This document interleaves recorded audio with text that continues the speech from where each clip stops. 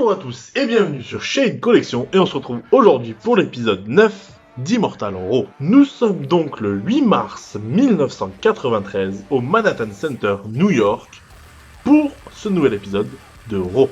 Le show débute d'entrée avec une promo des Megamaniacs qui répondent à Money Inc. Je pense que c'est une des grosses rivalités à ce moment-ci, et donc, voilà. Pour l'opener, nous avons Virgil et El Matador Tito Santana contre Money Inc. Donc IRS et Ted DiBiase. Un match d'une bonne dizaine de minutes, j'ai plus le temps exact, mais il est vraiment super sympa. Les titres ne sont pas en jeu. Le match est vraiment sympa. Alors après, ça m'a fait beaucoup rire, c'est Tito Santana et Virgil qui font des faux tags en fait. Dès que l'arbitre a le dos tourné, y en a un qui rentre en fait directement, l'autre va à la corde, et comme ça pour le bruit.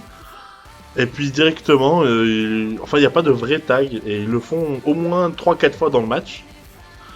Donc c'est assez marrant. Et puis du coup le match se finit sur pas un carfouillage dans le sens ils se sont loupés, dans le sens où voilà, Virgil part à la corde.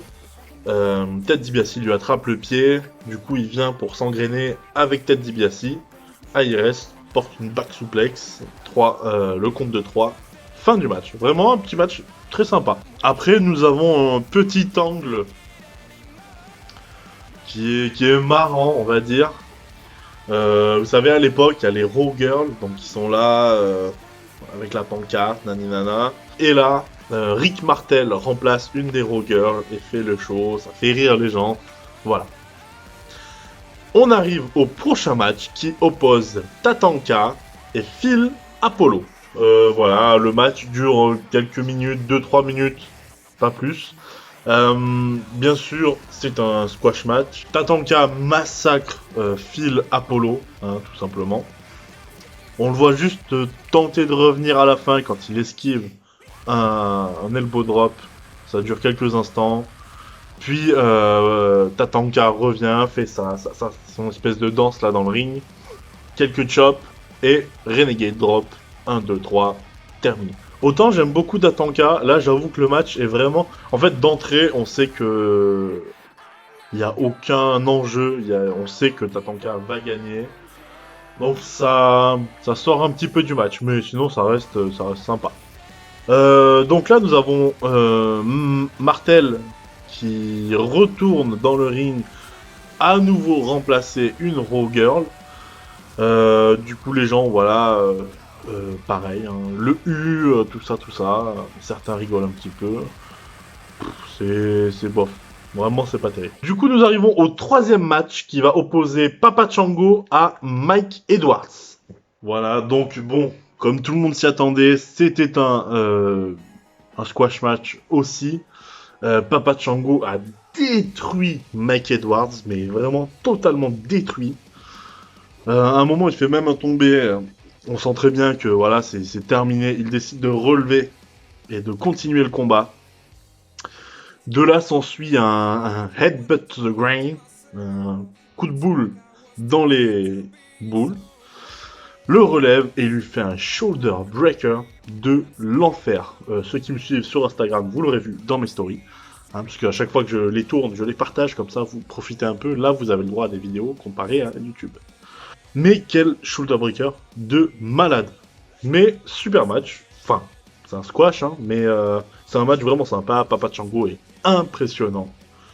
J'apprécie vraiment ce catcheur personnellement. Du coup, pareil, hein, petite pub, n'hésitez pas à me rejoindre sur mon Instagram, puisqu'à chaque fois que je tourne, je poste est-ce que vous aimez tel ou tel catcheur, tout ça, ça peut être très sympa. Prochain match, Bob Backlund versus Tony Demoro. Eh bien, c'est un autre squash, encore une fois.